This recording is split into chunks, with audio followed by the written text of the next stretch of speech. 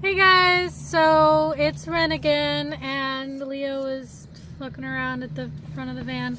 Today we're going to talk about, I don't know if this is a term that very many other systems use, but I call them copycat alters, impersonators. Like, their role is to impersonate other alters.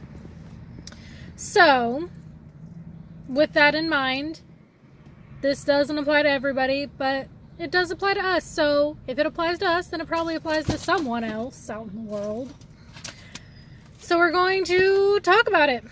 So we have an alter. Her name is Mockingbird. Her name is Mockingbird because she copies the other alters. She mimics them to a T, like perfectly. The only time that you can tell the difference is when she says her trigger words, which usually are along the lines of ring ring, like ring ring, that sort of thing. Or like she'll start saying hello, like she's answering the phone or something. And then that's when you know, oh shit, this isn't the person that I thought I was talking to. This is an entirely different person. So we're going to talk about the whole concept behind copycat alters, why they probably exist, why their roles are important, and also can be detrimental, especially on the road to healing.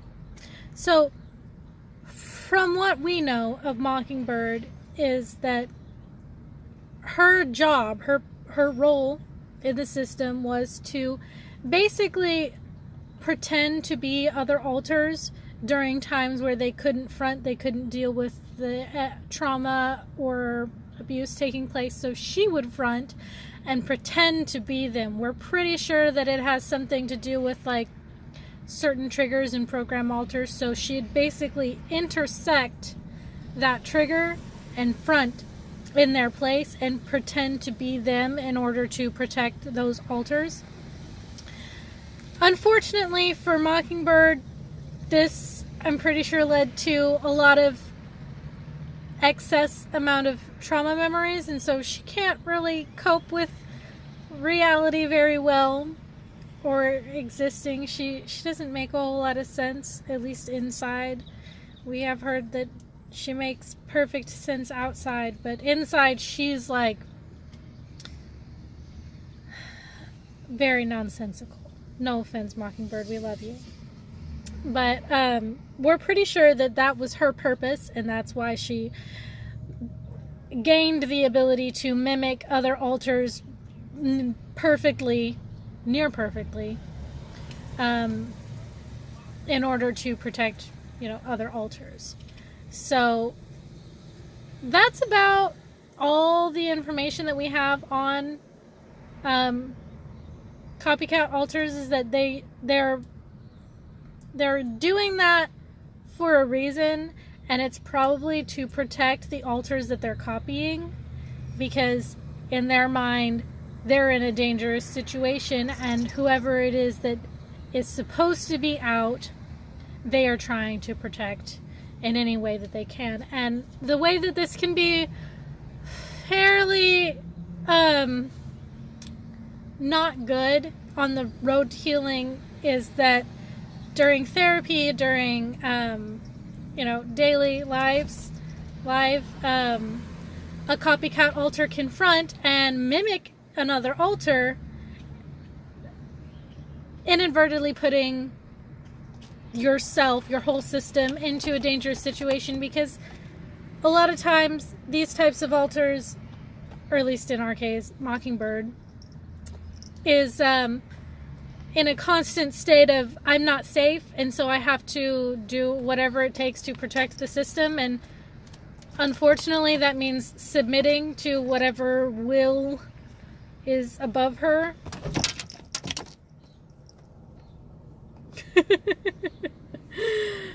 Okay, that was funny.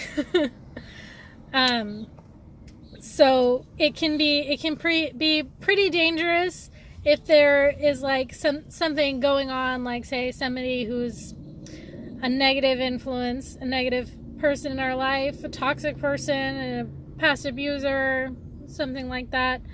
They will, would you quit? Would you quit that? they will come around and be like, hey, well, you know, come with me, being a creep or whatever. Mockingbird could be triggered out and impersonate whoever was previously fronting and go along with them and submit to whatever it is they want them to do. And that can be very dangerous. So my advice and my experience is oh, this is going to be hard. Okay. They need to recognize that other alters are not necessarily in agreement upon what it is that they're trying to do, and that even though that they think this is a safe situation because it's predictable, it is not necessarily safe, and they need to more or less learn to contradict that sort of internalized thought process. Oh, that was fun to say. That was not fun to say. I'm lying terribly through my teeth. But yeah, so that's about all we have on Mockingbird and copycat alters. Let us know if you have any copycat alters yourselves. In my experience, Mockingbird